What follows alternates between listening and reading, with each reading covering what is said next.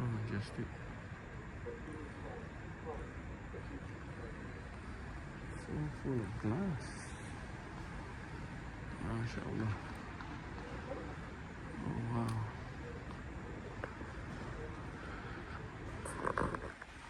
Very nice open concept.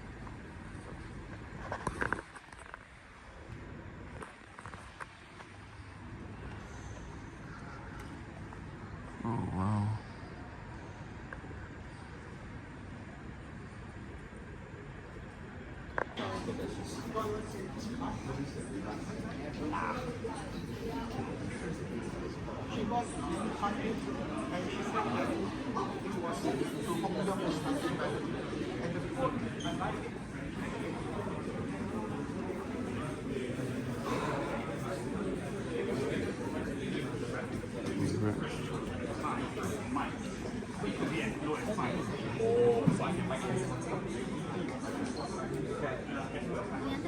Ariwango.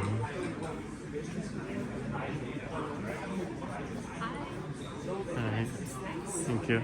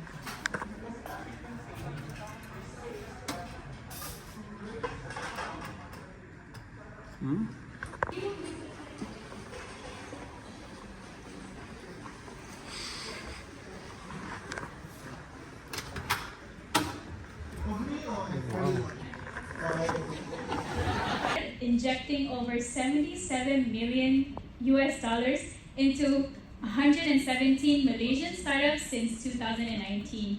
Great ecosystem. So again, thank you, our angels. Alright, with that, we would like to take a group photo while the room is full of all of you here. So if we could quickly... So if you guys could just stand up. Up, we go. Alright, so and come back in. That is totally fine. Alright, so with that, as we continue to explore innovative strategies for funding in the startup ecosystem, our next segment will delve into the exciting... Good morning, everyone, especially to the distinguished VIPs, Norman, Ning, Halva, shares that are not listed on the public stock exchange.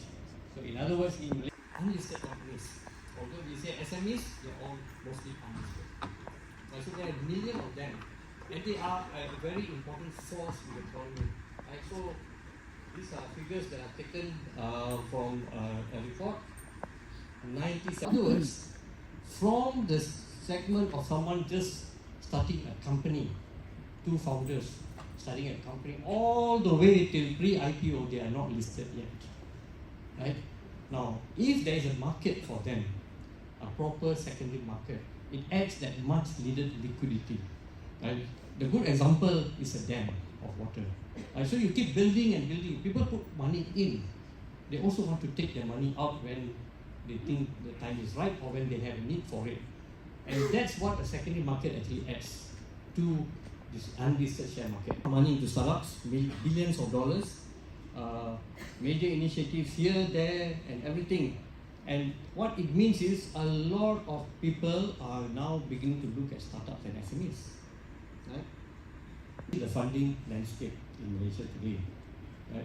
We have private equity, we have venture capital, we have family offices. If you have a market which sort of proves the share price, a market which just equity crowdfunding platform, and it in fact recently renamed it Republic, Europe, I think. And Cedars has only more than 2 months into our own secondary market. And it is currently open only to pitch-in funded companies. So you've got to raise our platform before you can start your trading there. And it's going to commence, trading can commence at least minimum, there must be 6 months gap between your fundraising and your trading of shares. The information of the company, you decide your price. But if they have done follow-on funding, like for example, Signature Market had done another round, then that's the new share price. And over 10 million a year. At least 3 or 4 of them have revenue to over 20 million. One company did 4 million profit after tax last year. If that's not an IPO candidate, I don't know what is. Right? So we have a license for token crowdfunding. How about the listings of non-securities assets? So those kind of things are something that we are looking at. Selamat pagi, Assalamualaikum.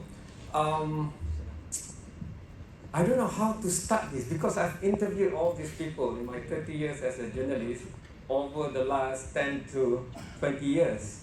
But before I start, this is the age of data information. Can you please indulge me? Can I see who's here to give money away, to invest? Who's here to take all these good people's money and make it grow? People, some of you not even hands. So why? Okay, never mind. So basically, I'm going to split the audience into that two mindset because all three here, they want to give money. So I have to play devil's advocate. If not, they don't do angel investing. That's what I read. But I'm just going to ask them the fact because according to the survey of 70 angel investors in Southeast Asia by Angel Central based out of Singapore, 80.6% of the 70 said they were very optimistic about the startup ecosystem for the next 5 years, for the next 5 to 10 years. So it's a good time according to that survey. But also according to that survey, only 11.1% of angel investors achieve returns exceeding 3 times. So that's the bare fact. So how about Malaysia? Because weirdly, when you Google about angel investors, numbers, millions, you don't really get much. Maybe I'm Googling on the wrong side. Maybe I should go to the dark web or somewhere. But because some angels never disclose. I thought angels are all white lights and transparent, but apparently some angels have very guarded secrets. So let's ask all three angels. Well, some of them are not really only angels, they are also VCs, so they wear many hats. Maybe I give a bit of background. The two gentlemen over there, they are President Allen and President Siva. Because in America, if you've been to the White House, you are forever president. President Obama or whatever, right? President Trump. So President Allen, President Doc Siva. But I'm so glad because in Malaysia, every time I get to be queried on this, why is it man panel? So Rina Yo saved me today. And she has saved me countless times when I was doing talk show on TV because she is very ahead of her times. She was talking about gender inclusion in technopreneurship years ago. Awani started in 2007, yes. Yeah, I am not revealing your age, I promise. But in the past, my first fund, which I also invest as an angel, when the company went for listing in AXX, yes, it's more than 20x. But as an angel investor in Malaysia, I'm still looking for that 20x, even 5x, I'm quite happy. Angel investors is a very personal thing, right? People who have known me knows that I love education. I'm from Penang, of course I love food. That is the two things that I love. I always love, investment that actually returns more than money. I think we discussed this before. Okay.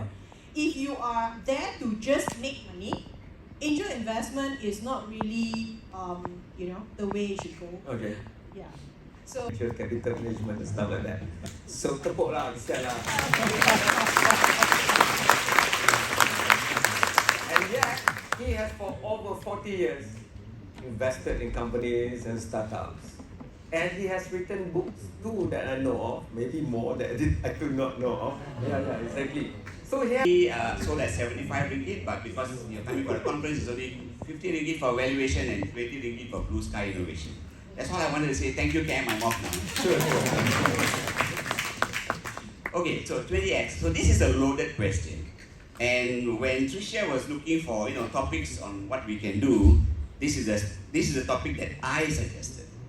I suggested we do this because this is an angel conference. And you want to know, if you want to be an angel, for example, can you actually make money? So I thought this would be an interesting topic to do this. I also did this, it's loaded because I know Ellen and I have made this. So we can actually speak about how we did this. Right? So you not only know you made 20 times, you know Ellen made more than 20 times. Yes. I thought angels keep their investment secret. Yeah, but we are presidents. So Okay, president exchange. Okay. there's a special bond between presidents. Verify. You can verify each other. Okay. Yes. One of it I made a 10x return. One of it I made a 20 plus x return. 20x return. After how many years? Okay, I'm going to tell you that one. Okay. So I'm glad you asked the question because angel investment is called patient capital. You have to invest and you have to hold on to it for a period, for a while, for a long time. Some cases you may have to hold on to it for between 10 to 15 years before you can make money. So in the one that I exited and I made 10x, it was in the auto tech industry. I invested in it and then Scale Up also invested in it. And because of COVID, there was a change in their plans and they wanted to do something else that was not what we invested in. So he said he'll buy us out. So my two deals were actually founded by them. It bought me off for I think about 11x return. And this is not the founder but another investor coming and buying it. So I sold my shares in that. The other one is a company I invested in 2011. So 13 years of holding that share. It's a company called Netizen. So they are into big data and stuff like that. When I invested in them in 2011, there were two young boys, just out, they worked for about 2 or 3 years, so still in the 20s, mid-20s. I invested in them when it was just an idea. I liked the two boys, I invested in them. And then they built the business and they pivoted all along the way. Come to now, 2024, they actually have a profitable business. But there have been some changes with the boys as well. In the meantime, they got married. Then they had kids. And suddenly the motivation to build a successful large company is gone. Now it's more about, I want time with my family, I want all of those kind of stuff, right?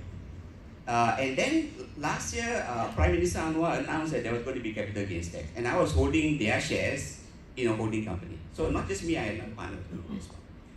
And then I said, wow, if I hold it and I exit, next time I'm going to pay tax. So if I sell it before 1st March, there is no capital gains tax.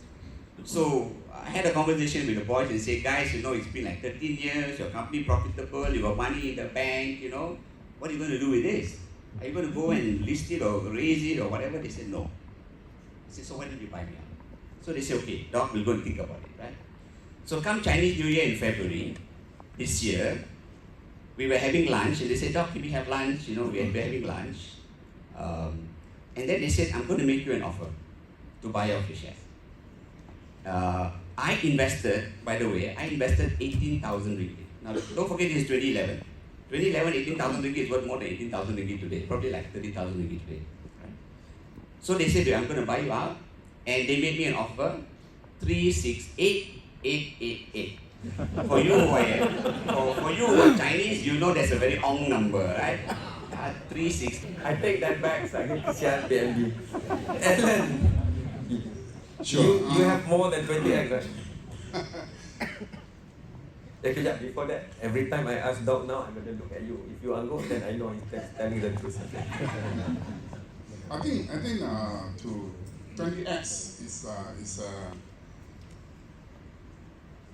is a minimum number that one should look at when it comes to evaluating an investment into a startup. 6 years, I think. Yeah, 6 years. 6 years only, Yeah. not even 10. Wow. Yeah. Yeah. No, I mean, that startup is still ongoing. Okay. It was a secondary share sale. But this is a hard truth about startup investing and why, I think when Doc Siva brought up this particular topic of 20x returns on startup investing, I thought it's a really important subject for us to put it here. Got it. And hopefully, more discussion can follow. Okay, in that light, Can I say something on this game? I want to claim some credit from the exit for that Alan 300x. did. Yeah. Okay, go ahead. Because the company that exited, that gave Alan an exit, is a company that came through a program Renu and I ran called the Coach and Grow program. So we, when he came to us, he was very early stage. We helped him build this a 1-year program, by the way, Coach and Grow, right? Cradle is here is a Cradle Fund program as well, right? So we guided him at the initial stage. Him, one person. Him, Okay. when he was nowhere close to getting this, right? Okay. So we helped him and we guided him and we got into a stage where Alan then invested and made all the money and Renu and I didn't. So I think I think I owe you a coffee for Alan that. and Cash coffee. Alan and Cash owe us dinner actually. But this is what it means by it takes A village, yeah. a village to raise a child. Okay, let's go there. I want to talk about the village, and the village is called Malaysia. With the doctorate, yeah, in VC. So let me share with you the secret to success of how you can get 20x, 300x, whatever it is. First one is invest in companies that Renu and I coach. 300x, 20x. And some of those companies on the slides up there, Medcash, La Pasa, Signature Market, these are all companies that Renu and I coach. It's not me, actually, it's Renu. She's really good at it.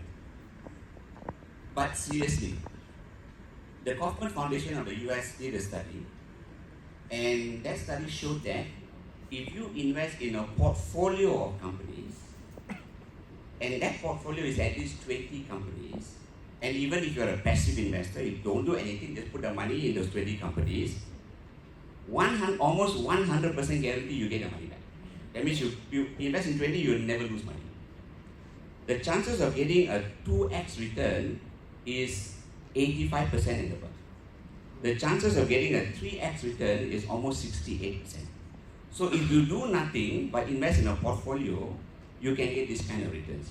And that is why when VCs invest, they invest in a portfolio. Right? So invest in a bunch of 20 companies, you make money. That's the first one.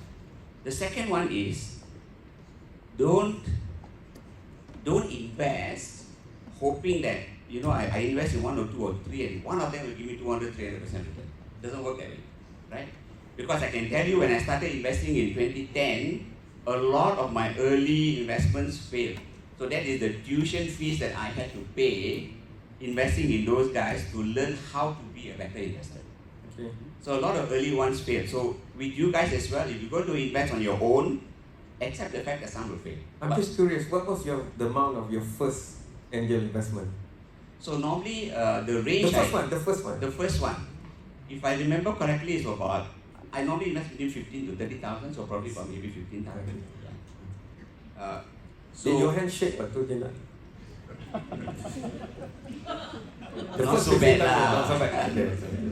But you lost that one? I lost that one, yes. I think the first 3 I lost. So it takes a while before you can be a good investor. Just like anything else that you do. It takes a while. Right? It's almost like a marriage, and then you consider it like a marriage, but you're the husband. Okay. Got it. I know Rita will have comment, but... So you just have to say, you're married, it's a yes dear and all that, right? So 9 out of 10 times she gets the last word in, and then 1 out of 10 times you might get the small last word. I'm so glad that Rita has gotten married over the last few years. So. Ellen, you want to add to that? Yeah, just a quick one. Yeah. I think in my case, I always tell people to invest in at least 20. Because if you invest in the 10, I think it's more about learning the mistakes you will make. Right. The room here is that if you have 300,000 to invest, just average out 10,000 per investment. If you have 3 million, just average out, you know, Cool. and divide them over the 30 startups. But the secret is I've learned something about, you know, in this particular space. Other than, you know, I totally agree with Dr. Siva. You know, it's about the ecosystem. It's about the mentoring. It's about the support that you can give. But if you really wants to be a winner in this startup investing space, find a formula where you are the one. You are the first. You are the first one that the startup comes to you. So really? Yes. Okay. Yeah. Example? How many of you are stay-home husband? I'm jobless now. So. You see, I mean, that's one question, because I think especially Asian with men, they are, you know, in a way culturally, they are supposed to be the head of the family, more That's why Dr. authoritative. Siva say just like the wife but kid, you know. And that was a lady from Philippines who wanted to do this retail brand. Okay. If any of the women here know Agent Provocato, like, you know, the lingerie. So she left, and I'm left with a lot of lingeries, which I don't know what to do. But what can I say, right? Only the men are laughing. Yeah, exactly. They know. Okay. The other one said, my husband is moving to another country, therefore I cannot. So I see design is now the sexiest thing for Penang and Selangor. Hundreds of Big time, millions, yeah. if not billions, being dumped there. But who's going to be the startup entrepreneurs? In my interview with Dato' 2 weeks ago, the co-founder of Pfizer from Skinchan, but based in Taiwan, he said the engineering universities in Taiwan, most of the students want to open their own startup by the time they graduate, because the ecosystem foster that. Ours is still very generic. You go to what was before Magic, or you go to Cradle. That industry, knowing the trillion US dollar revenue waiting in the world, have already cleared a path specifically in that niche. So when are we going to see this? Because everything seems to be very top down. It's not linked to the next generation moving up. Yeah, I could also add, you know, if you look at the history of Silicon Valley, that's where it started, right? Deep tech, you know, and all that. So for us? I think for us, Penang, Digital Penang is doing a fantastic job in pioneering this particular space. Okay. I wish Penang all success in it, and I think everyone in this room here is more than happy to support it as well. System that us in this part of the world really don't understand. I've got VCs from Singapore that have been telling me they've been going to Penang to try and invest. Nobody wants to take the money. Really? Is this for angel or for whether angel or whatever? There is a very vibrant startup, what do you call it, startup or technology ecosystem in Penang. On the island side, not the which is funded by the wealthy Penang businessmen themselves. Got it. And there's a lot of startup companies that are offering services to all of the multinational giants and all of that. And they don't take our money because these wealthy businessmen have the locked local it up. ecosystem is enough. They have locked it up, and for them, it's not about an exit. They don't mind investing in you and staying with you like for the longest time. Tak apa, kita ada Jalan Padang Tembak, Rifle Range. Flats is the most notorious in Penang ever. She's going to answer, but I want to run through quick fire. Only the founders. I agree, yeah, as a founders. Rina? I would think that if it is an angel investor, I would probably bet on the founder because it's still an idea. But as a VC, obviously profitability, because business exists to make profit. Companies and mentoring companies, got to know a lot of founders, and I felt that then they needed money after that. So it's from a passion of coaching and training, and then only investing. Second last question, do angel investors typically invest alone or as a group? You Lone Ranger or you go like a hyena? Pun not intended. If you were to ask me, I always recommend as an angel club, as a group. Okay, hyena then. right? Last question, I Sherry. started investing individually, but as I kept investing, other people wanted to invest together. So better you do it with someone who's got more experience. Typical past president will have to quit. Okay, Sherry from Takado. I get the sense that there is a Malaysia-centric approach. Okay. To investing in startups. Tech startups are meant to be globally scalable. Right? Why the local focus? Do we have that? Do we inherently bias towards domestic more than global? As angels, I don't think so. If I have investment in Korea, Africa, but as a fund, you have to follow the mandate given by the investors. Yeah. So Ficus is 50% local focus. I like to be close to the entrepreneur and to the team, and I find that if they're in Malaysia, I can work Making with them mentoring better, easier. mentor them, And you read them better, yeah, I do them better. culturally and otherwise. Exactly, and if they need a shoulder to cry on, I'm No also trust, no money given. No trust, no money given, right? If you don't Yes. trust, there's no money. Ellen? But this is angel investing, right? And part of angel investing is mentoring, supports, and all that. So that's the reason for the local. Okay.